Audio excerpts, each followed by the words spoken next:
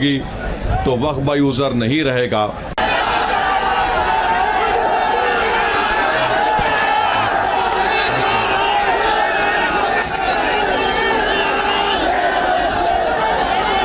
بسم اللہ الرحمن الرحیم۔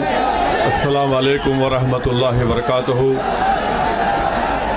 صدر محترم All India Muslim Personal Law Board حضرت مولانا خالد سیف اللہ رحمانی صاحب، شہ نشین پر تشریف فرما قوم اور ملت کے تنظیموں کے ذمہ داران، میرے ساتھی اراکین پارلیمان، دیگر سیاسی پارٹی کے ذمہ دار، معزز حاضرین اکرام، بزرگان قوم اور ملت، میں صرف آپ کے سامنے یہ عرض کرنا چاہ رہا ہوں کہ نریندر مودی کی حکومت وقف بل کو لا کر قانون بنانے کی جو کوششیں کر رہی ہے، ان کا مقصد ایک ہی ہے، وزیر اعظم کا مقصد ایک ہی ہے کہ مسجد اور مندر کے نام پر عوام ہمیشہ لڑتے رہے، اور اس بل کا مقصد یہ نہیں ہے کہ وقف کی جائیدادوں کو مضبوط کیا جائے۔ آپ خود اندازہ لگائیے کہ ہندو دھرم کے ایک بہت بڑے جورسٹ ہیں بی کے مکھرجی کی کتاب میں لکھا گیا کہ ہندو دھرم میں بائی کسٹم بائی یوسیج وہ مندر کی جائیداد بن سکتی ہے۔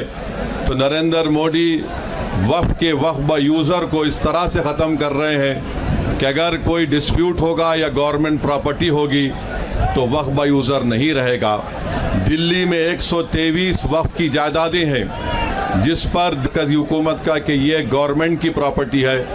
کلیکٹر کو اختیار دینے کا مطلب یہی ہے کہ کلیکٹر حکومت کے حق میں فیصلہ دے گا۔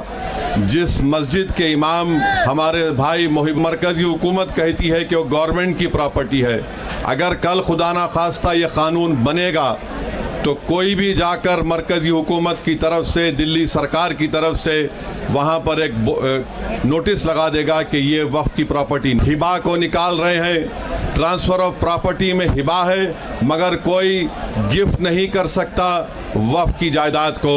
نریندر مودی آج کل بھارت کے ہمارے فضیلت الشیخ بنے ہوئے ہیں اور یہ بتا رہے ہیں کہ اگر کوئی مسلمان ہوتا ہے تو اس کو 5 سال تک وہ وقف کو نہیں دے سکتا ہے۔ یہ کہاں سے ان کو معلوم ہوا؟ کون سے فقہ یہ کی کتاب میں لکھا گیا؟ تو ان کا مقصد ایک ہی ہے کہ بھارت کے مسلمانوں سے ان کی سیاسی اور مذہبی شناخت کو چھین لیا جائے۔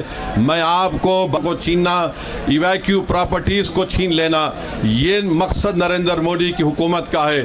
اور ہم کوشن کر رہے ہیں چندرا بابو نائیڈو کو، ہمارے پاسوان صاحب کو اور نتیش کمار تک قائم رہے گی اگر آپ اس وقت نازک وقت میں اس بل کی تائید کریں گے تو آپ کو مسلمان کبھی نہیں معاف کرے گا، کیونکہ آپ کی تائید کی وجہ سے یہ بل قانون بنے گا۔ اس لیے ہم ان سے بھی کہہ رہے ہیں کہ آپ اس غیر انکانسٹیٹیوشنل بل کی تائید مت کریے۔ ہمارا مطالبہ صرف یہی ہے، اگر ہندو دھرم کی پراپرٹیز میں، مندروں میں، سکھوں کے گردوارہ میں کوئی غیر سکھ یا غیر ہندو ممبر نہیں بن سکتا تو مسلمان کے اس وقت میں کیوں بن سکتا ہے؟ تو یہ تمام چیزیں ہیں، ہم امید کرتے ہیں کہ حکومت اس کا نوٹس لے گی۔ اگر نریندر مودی اس ملک کے امن کو خراب کرنا چاہتے ہیں، وہ مسجدوں اور مندروں کے جھگڑوں میں جاری ہوگی۔